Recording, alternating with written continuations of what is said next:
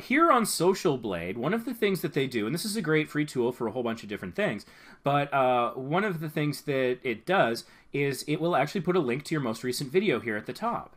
And so you'll see that the thumbnail is there, but unless you move your mouse over it, there's no title. And even when you do move the mouse over it, there's not much of a title displays, depending on your resolution and stuff. And so when thinking about thumbnails, like I was speaking with Achilles Melee the other day, and he had a thumbnail out, and he said, "Oh well, the thumbnail's only part of it. You know, it complements the title. The title helps explain." And so I went to Social Blade to make this point to him when we were talking about this.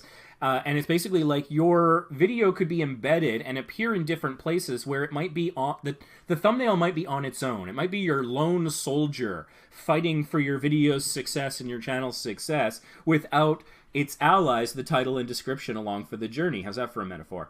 So, that's something to consider when making thumbnails. So, I mean, for this thumbnail, it kind of tells the whole story pretty well, and I think it stands on its own. So it might be just worth asking yourself when you look at your other thumbnails, do those thumbnails stand on their own as well? And it doesn't necessarily have to tell an entire story, no beginning, middle, and end in one picture with a tiny bit of text. You can't do that easily. But does it tell enough of a story to entice people to click it?